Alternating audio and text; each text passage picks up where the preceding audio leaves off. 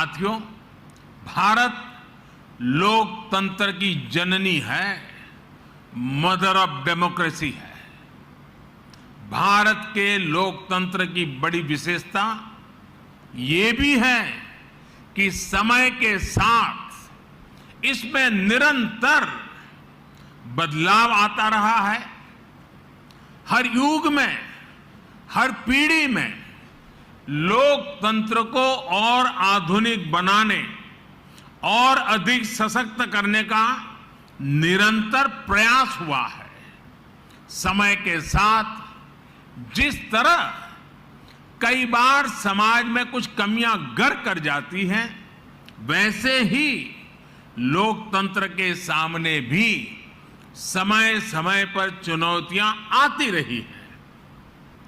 इन कमियों को दूर करते रहना, खुद को परिष्कृत करते रहना भारतीय लोकतंत्र की खूबी है और इसमें हर किसी ने अपना योगदान दिया है।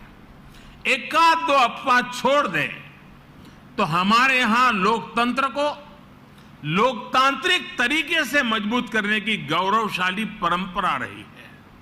इतिहास इसलिए हमारा भी ये दायित्व है कि अपने प्रयासों से हम लोकतंत्र को और ज्यादा मजबूत करते रहें।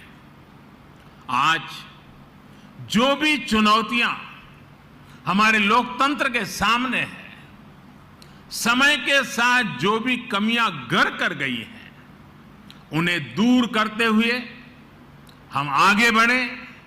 ये लोकतंत्र की भी इससे हमसे अपेक्षा है और देश की भी हम सभी से अपेक्षा है।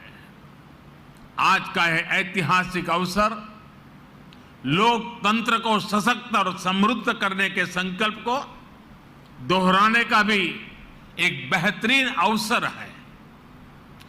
हमारे भारत में विभिन्न विचारों, विभिन्न परंपराओं का समावेश होता रहा है और हमारा लोकतंत्र हमें ये बात सिखाता है कि कोई एक विचार ही उत्तम हो ये जरूरी नहीं है।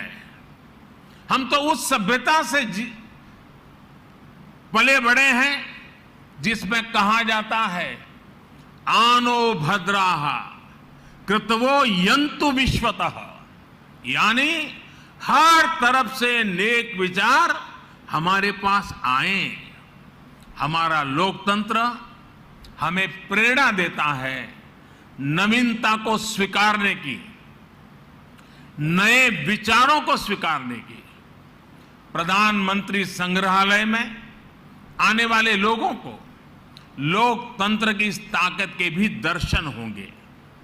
विचारों को लेकर सहमति, असहमति हो सकती है, अलग अलग राजनीतिक धाराएं हो सकती हैं, लेकिन लोकतंत्र में सबका ध्येय एक ही होता है, देश का विकास।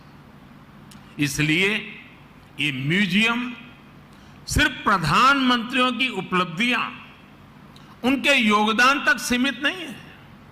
ये हर विषम परिस्थितियों के बावजूद देश में गहरे होते लोकतंत्र, हमारी संस्कृति में हजारों वर्षों से फले फूले लोकतांत्रिक संस्कारों की मजबूती और संविधान के प्रति सशक्त होती आस्था का भी प्रतीक है।